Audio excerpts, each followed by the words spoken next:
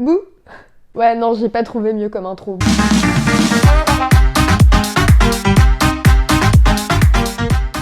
Du coup, salut à tous, comment vous allez? Moi ça va très bien. Plein d'histoires à raconter aujourd'hui, 3 petites histoires qui me sont arrivées quand j'étais jeune. Avant de passer au petit story time, j'aimerais bien qu'on discute de comment j'ai fait cette vidéo, comment je suis en train de la faire et la galère derrière. Donc, faut savoir que je me suis commandé un micro-cravate qui est juste là et qui est de qualité merdique au passage, mais bon, ça c'est pas grave. Je vis donc chez ma maman et le colis est arrivé dans la boîte aux lettres. Or, le problème c'est que ma mère n'est pas chez moi, elle revient lundi. Je tourne cette vidéo samedi, d'accord? Et elle a trouvé très intelligent en fait de prendre le double des clés de la boîte aux lettres. Elle a ses clés à elle, plus le double. Donc on n'a aucune clé à la maison. J'ai attendu que mon frère rentre et puis on est parti en mission du coup pour récupérer mon colis dans la boîte aux lettres. Sachant qu'on a fait ça à 22h, il y avait un immeuble juste en face qui faisait la fête, donc il y avait forcément des gens sur le balcon.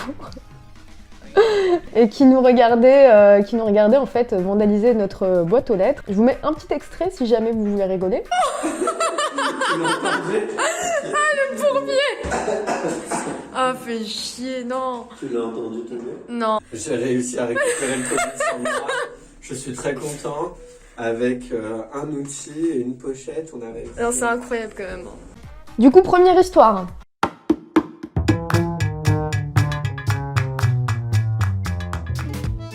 C'est une histoire qui m'est arrivée quand j'avais 14 ans. Je suis en train de m'amuser avec les lumières sur mes lunettes. Sympa d'avoir des lunettes. Ouais, donc une histoire qui m'est arrivée quand j'avais 14 ans. Faut savoir que je suis quelqu'un qui est très casse-cou, je fais pas attention, je montais sur les toits, bref, j'étais un petit chimpanzé quoi. Et en sortant des cours, j'ai traîné un peu en fait devant le collège avec mes amis. On discutait tranquillement tout ça. Et puis après j'ai décidé de rentrer chez moi. Donc je rentre chez moi, hein, je marche, voilà, je suis pas très loin de l'école, enfin je suis pas très loin... L'école et chez moi, ce n'est pas très loin. Et sur le chemin, en fait, il y a une grande avenue, mais vraiment une très très longue avenue. Et le temps que je regarde d'un côté, il y a un bus qui était à l'arrêt au feu rouge. Bah, il était au feu rouge, hein, voilà. Donc moi, je regarde de l'autre côté pour voir les voitures au loin qui arrivent. Je réfléchis à comment je traverse. Est-ce que j'attends que la voiture passe? Est-ce que je passe d'abord? Bref, j'attends que la voiture passe. Et là, je traverse. Sauf que j'avais oublié qu'il y avait le bus. Et j'entends un gros klaxon. Je me retourne et je vois le bus. Il s'arrête pas. Bam! Je me prends le bus et j'arrive, je sais pas moi, allez, on va pas partir trop loin, 2 mètres ou 3 mètres plus loin. Quand je me réveille, je vois la police, je vois les pompiers et je vois le bus et les gens. Dans un moment pareil, je pense que soit on pleure, sachant que j'avais 14 ans, soit on dit rien, soit on est choqué. J'ai pas du tout réagi comme ça. J'ai vraiment eu une réaction très très bizarre. C'est-à-dire que mon premier réflexe, ça a été de prendre mon téléphone dans ma poche, d'appeler les copines avec qui j'étais juste avant et de rigoler. Et de leur dire, les meufs, je viens de me prendre un bus quoi. Et les gens qui me regardaient et qui sortaient du bus, ils étaient choqués. Limite, j'ai même entendu une remarque d'une dame qui disait c'est bon, elle rigole, elle va très bien. Quand même, je me suis pris un bus, voilà. Je sais que je rigole, c'est une réaction un peu bizarre, mais voilà, il y a eu un choc quand même. Les pompiers m'embarquent, ils me mettent le truc au cou là, quand t'as un torticolis. Ils me disent dans le camion que ma réaction c'est dû au choc, mais sincèrement c'est plus parce que j'avais la honte de m'être pris un bus. On va pas se mentir, c'est spécial. Voilà. Et du coup, je reste à l'hôpital et j'attends ma mère. Et là, ma mère, elle arrive. Elle me voit avec le truc autour du cou. Limite, c'est elle qui a eu un problème, quoi. C'est pas moi. Elle tombe par terre. Elle est choquée. Elle pense que je vais plus jamais marcher, que c'est bon, c'est foutu, etc., etc. Et là, du coup, pour la rassurer, je me lève, j'enlève le truc et je bouge ma tête comme ça. C'est pas conseillé au passage, mais bon, voilà, je le fais pour la rassurer. Donc là, elle se sent mieux et tout. Je ressors de l'hôpital, j'avais juste une entorse à la main. Donc j'ai eu vraiment beaucoup de chance. Pourtant, ça m'a fait un choc. Hein. Je pense que j'étais inconsciente pendant environ 5 à 10 minutes. Parce que les trucs de pompiers et de police, ils sont pas loin, c'est pour ça qu'ils étaient là rapidement. Ensuite, comme c'est la RATP, tout ça, ils ont donné de l'argent à ma mère pour pas qu'on porte plainte, entre parenthèses. Bon, pour les trucs psychologiques, enfin, limite, j'ai envie de dire, je pense que c'est le mec qui m'a écrasé qui a eu plus un choc que moi par la suite, parce que maintenant je vais très bien, tout va bien dans ma vie, mais lui le pauvre, je préfère même pas imaginer, peut-être qu'il a été viré, je sais pas. Si jamais il passe par là un jour, c'était moi et désolé. Deuxième histoire.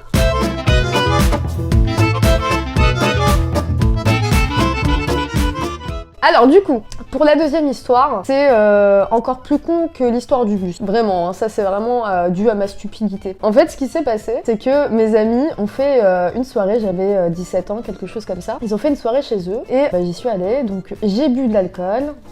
Ne faites pas ça si vous êtes mineur, bien sûr. J'avais 17 ans. Et j'en ai peut-être même un peu trop bu. Parce que ils ont trouvé un petit jeu sympa, c'est-à-dire sortir de l'appartement de notre pote et de monter par la fenêtre qui mène à la cuisine. Donc chacun le fait, tout ça. Et moi, comme j'étais bourrée, je voulais le faire aussi. Oui, Wally. Mais c'est fermé. Ouais, je sais, c'est génial. Tu veux dire coucou? Coucou. Waouh. Du coup, on reprend, pardon, excusez-moi. Donc, j'en étais où? J'en étais à l'histoire de la fenêtre. Je décide tout bêtement de sortir aussi et de passer par la fenêtre. C'est pas un premier étage. C'est, vous voyez les immeubles, il y a des sortes de rez-de-chaussée premier étage, c'est un peu au milieu. Et il y a des renfoncements qui mènent vers la cave des immeubles, avec des barrières autour, etc. En gros, c'était là la fenêtre. Et moi, comme j'étais bourrée et que j'étais un peu conne, j'ai fait comme eux. Donc je suis sortie dehors, j'ai essayé de monter en montant d'abord sur la barrière et ensuite en m'accrochant à la fenêtre. Donc la première fois, j'ai réussi parce que mon ami m'a attrapé des bras et m'a tiré pour me rentrer à l'intérieur. Donc première fois, pas de souci. Et à cause de l'alcool, je me suis dit « Ah ah, c'est trop marrant, j'ai envie de recommencer !» Et j'étais un peu conne. Non, j'aurais pas dû faire ça. Je recommence, je sors dehors, je remonte. Sauf que là, je sais pas si j'ai pris 10 kilos sur le chemin, mais mon pote n'arrive pas à me soulever. Et à cause de cette merde, du coup, je suis tombée. Alors, quand je dis cette merde, je parle de l'expérience que j'ai fait, je parle pas de mon ami. Voilà.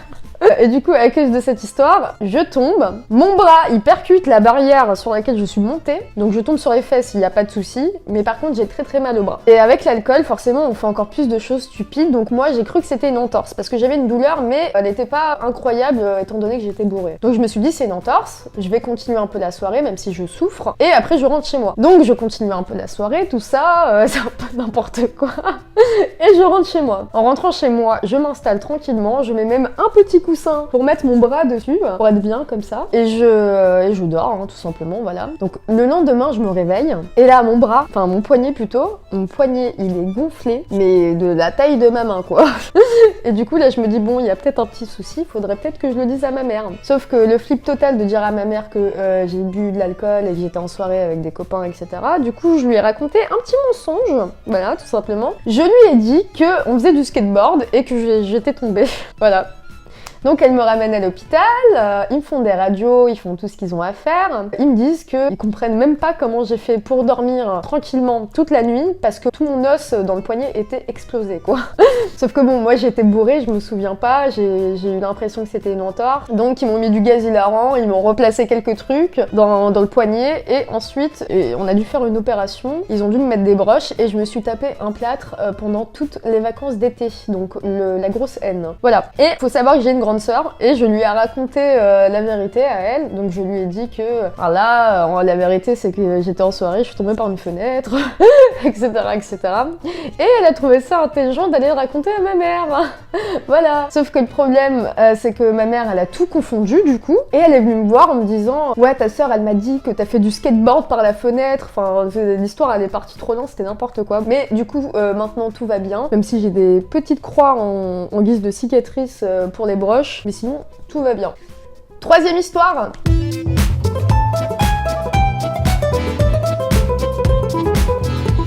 Alors celle-là va être un peu plus rapide je pense. C'est à l'époque où je sortais beaucoup avec mes amis à Paris et où on allait souvent à des manifestations. Donc on est parti à Nuit debout de République. Donc là-bas c'était convivial, ils avaient même construit une sorte de maison avec des morceaux de carton ou je sais pas ce que c'était, enfin bref. Mais c'était convivial, il y avait de la musique, il n'y avait pas de soucis en général, etc. Sauf que je pense qu'on est arrivé le mauvais soir parce que du coup les CRS, ça s'est échauffé, etc.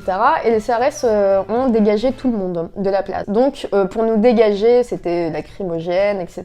Et ils nous ont tous en fait poussés dans des petites ruelles pour qu'on dégage la place en fait. Et donc nous on était dans une petite ruelle et en face de nous, genre sur le trottoir en face, il y avait les CRS en ligne qui nous bloquaient l'accès à la place de la République quoi. Et de l'autre côté du trottoir, il y avait d'autres jeunes comme nous qui discutaient, qui faisaient leur vie, etc. Donc nous on discute avant de rentrer chez nous, on parle un peu, on profite de ce qui reste quoi. Et les gens d'en face en fait décident de faire une grosse connerie c'est-à-dire de jeter des bouteilles sur les CRS, le pire bail à faire. Donc ils jettent des bouteilles sur les CRS, ça commence à partir en cacahuète, et là, boum, flashball, grenade de désencerclement, toute la clique, et moi j'ai vraiment, je crois que je suis la meuf la moins chanceuse du monde, parce que quand la grenade de désencerclement en fait elle a explosé, elle est arrivée, il y a un morceau en fait qui est arrivé sur ma cuisse, et j'ai souffert le martyre, je crois que j'ai eu plus mal là que quand je me suis pété le bras.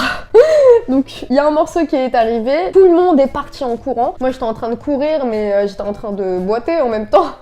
Et quand j'ai été un peu plus loin, alors j'ai perdu mes amis en plus de ça, mais j'ai eu de la chance parce que je suis tombée sur des personnes super. Ils m'ont dit ouais t'as été touchée et tout, viens on regarde et tout, donc on s'est assis. Mais ce qui était très bizarre, c'est qu'il y avait aucun trou sur mon pantalon, mais quand on a soulevé, il y avait genre une grosse plaie, mais comme si ça avait chauffé de grave de ouf.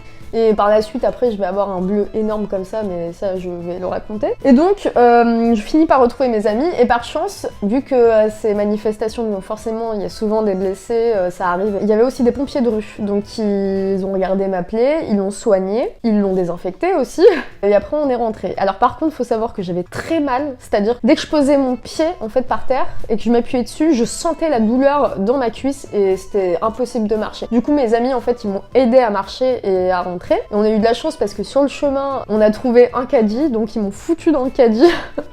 Ils sont avancés jusqu'à chez moi, quoi. Enfin, n'importe quoi, le bail. Et du coup, voilà, tout simplement. Donc j'ai une petite cicatrice qui reste. J'ai eu un bleu énorme de toutes les couleurs du monde qui est resté pendant au moins 3 semaines, jusqu'à que ça disparaisse complètement, hein, c'est ça que je veux dire. Et une plaie. Et quand j'ai montré ça, pareil à ma mère, même réaction, hein, je fais que des conneries, etc.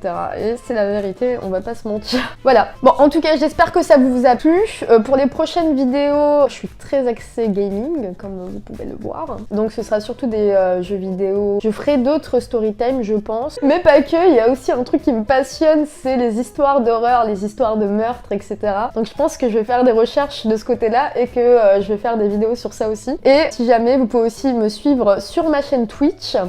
Et si mon contenu vous plaît, n'hésitez pas à vous follow, à activer la cloche des notifications, etc. etc. À plus!